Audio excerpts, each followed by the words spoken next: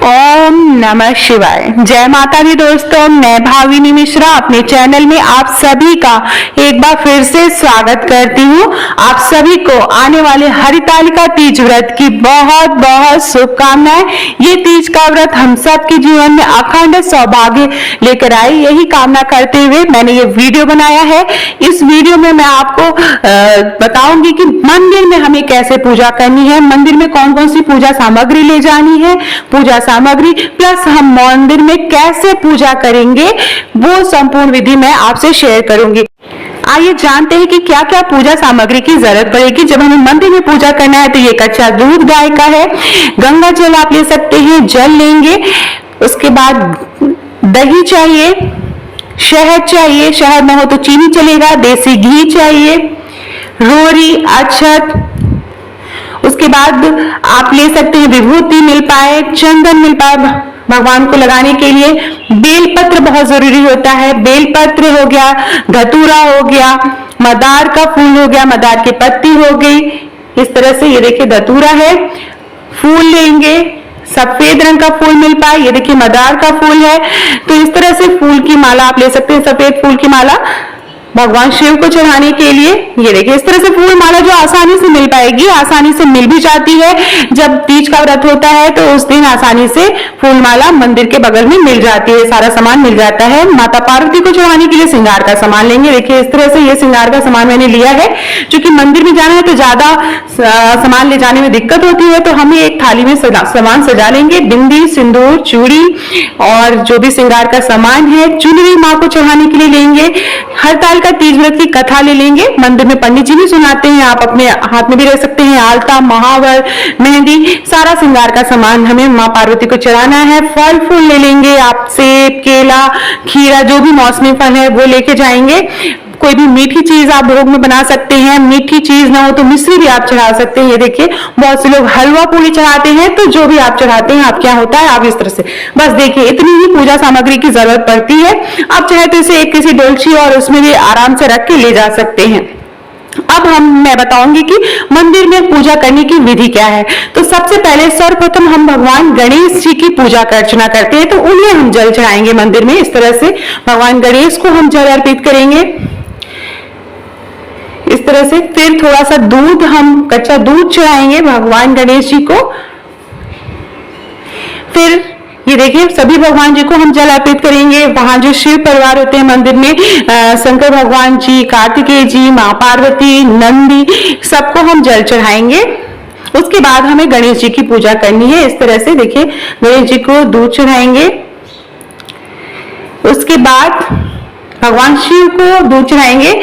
तो आप पहले गणेश जी की पूजा कर लें, उसके बाद भगवान शिव की पूजा करेंगे। तो गणेश जी को जो भी अर्पित करना हो आप कर लेंगे, फिर हम भगवान शिव का अभिषेक करेंगे।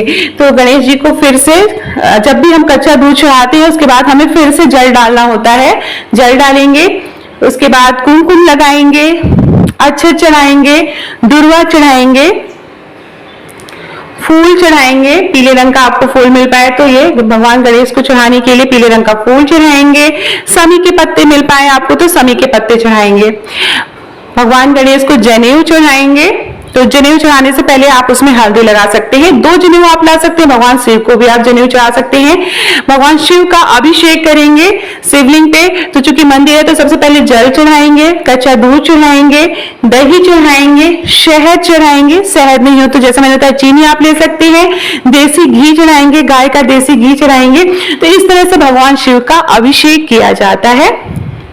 उसके बाद ये देखिए इस तरह से फिर अच्छी तरह से भगवान शिव को हम ये देखिए अच्छी तरह से जल डाल के इस तरह से उन्हें हम अभिषेक करेंगे। ठीक है, फिर हम जो है चंदन लगाएंगे। रोड़ी आप लगा सकते हैं, चंदन लगा सकते हैं, अक्षत चढ़ाएंगे। उसके बाद बेलपत्र चढ़ाना है हमें, तो भगवान शिव को बेलपत्र चढ़ाएंगे। तो जो बेलपत्र होता है वो 3, 5, 11 की संख्या में चढ़ाना होता है। तो जितना आपको मिल पाए उसे हमें चढ़ाना है। ठीक है, उसके बाद सफेद रंग की, जैसे मैंने मदार की माला चढ़ाई है, अगर आपको मिल पाए, नहीं तो सफेद रंग की कोई भी माला भगवान शिव को आप चढ़ा सकते हैं। समी के पत्ते मिल पाए तो बहुत ही शुभ माना जाता है, समी के पत्ते आप चढ़ा सकते हैं। ये देखिए इस तरह से हम जो भी फूल भगवान शिव को चढ़ाए जाते हैं आप चढ़ा सकते हैं। अपराजिता का फूल भी अगर मिल पाए तो वो भी आप चढ़ा सकते हैं। फिर उसके बाद भगवान शिव को इस तरह से पुष्प अर्पित करेंगे, फिर फल चढ़ाएंगे और इसके साथ धतूरा, आप धतूरा, बहुत से लोग भांग की पत्ती भी रखते हैं फूल माला वाले, तो आप भांग की पत्ती चढ़ा सकते हैं, भगवान को नैवेद्य चढ़ाएंगे। फिर अब हम भगवान शिव का अभिषेक करने के बाद, पूजा अर्चना करने के बाद हम माता पार्वती की अर्चना करेंगे, पूजा अर्चना करेंगे। माता पार्वती को रोली लगाएंगे, अच्छे चढ़ाएंगे, पुष्प चढ़ाएंगे। फिर उसके बाद माता पार्वती को आप एक चुनरी जरूर ले जाएं, तो माता पार्वती को इस तरह से हमें चुनरी ओढ़ानी है ये। फिर माता पार्वती को श्रृंगार का सामान चढ़ाएंगे, तो जो भी बिंदी आप चढ़ानी है आप उसमें से एक बिंदी माँ को लगा देंगे, चूड़ी चढ़ा देंगे माँ को पास में, और सारा श्रृंगार का सामान माँ को हम चढ़ा देंगे। ये देखिए, ये जो सामान है अगर आप मंदिर में चढ़ा रहे हैं तो वहीं पे छोड़ के आया जाता है, लेकिन प्रसाद के रूप में आप कुछ वहां से प्रसाद के रूप में आप थोड़ी सी बिंदी या फिर कोई भी कुछ चूड़ियां आप अपने पास रख लें। ठीक है, माँ को सिंदूर लगाएंगे, तो सिंदूर बहुत से लोग 3 बार लगाते हैं, 5 बार लगाते हैं, 7 बार लगाते हैं, तो अलग अलग जगह प्रथाएं हैं। तो आपके यहाँ जो होता है वो आप जिस तरह से लगाते हो लगा सकते हैं। मैं 7 बार लगाती हूँ। उसके बाद भगवान कार्तिकेय की पूजा करेंगे, क्योंकि जब हम मंदिर में जा रहे हैं तो पूरे शिव परिवार की पूजा होती है, और घर में भी जब करते हैं तो फोटो ऐसी लेनी चाहिए जिसमें शिव परिवार बने हैं। नंदी महाराज की हम पूजा करेंगे, उन्हें भी कुमकुम लगाएंगे, अच्छे चढ़ाएंगे, पुष्प चढ़ाएंगे, फल चढ़ाएंगे। तो इस तरह से सभी भगवान जी को हमें फल फूल चढ़ाना है। गणेश जी को फल चढ़ाएंगे, जो भी मीठी चीज आप बना के ले गए हो वो सभी भगवान को अर्पित करेंगे वहां पे। इस तरह से ये देखिए मिठाई, आपने मिठाई, बहुत से लोग गुजिया बनाते हैं, हलवा पूड़ी बनाते हैं, तो जो भी आप बनाते हैं वो। फिर इसके बाद हमको माता पार्वती से शंकर भगवान जी को इस तरह से रक्षा सूत्र बांधना होता है, तो आप 7 फेरे इस तरह से लेके रक्षा सूत्र बांधेंगे। उसके बाद दीपक जलाना है हमें। दीपक जलाने के बाद हरितालिका तीज व्रत की कथा सुननी होती है, तो आपके पास बुक है तो आप पढ़ ले, पंडित जी सुना रहे हैं तो उनसे सुन ले।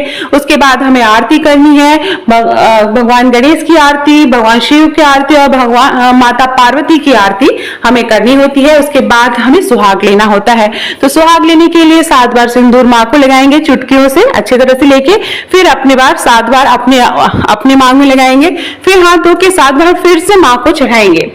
जब आप सुबह होगी तो तब फिर आपको मंदिर में जाके इसी तरह से पूजा करनी है। सुबह मंदिर में जाके आप दीपक जलाइए, पुष्प चढ़ाइए और उसके बाद ही व्रत का पारण करना होता है। तो इस तरह से हम मंदिर में पूजा करते हैं। हमारे यहाँ बहुत सारी जो महिलाएं हैं वो घर में पूजा नहीं करती हैं, वे मंदिर में जाके ही पूजा अर्चना करती हैं। तो इसलिए मैंने जो है मंदिर का वीडियो बनाया है कि हम मंदिर में कैसे पूजा करेंगे।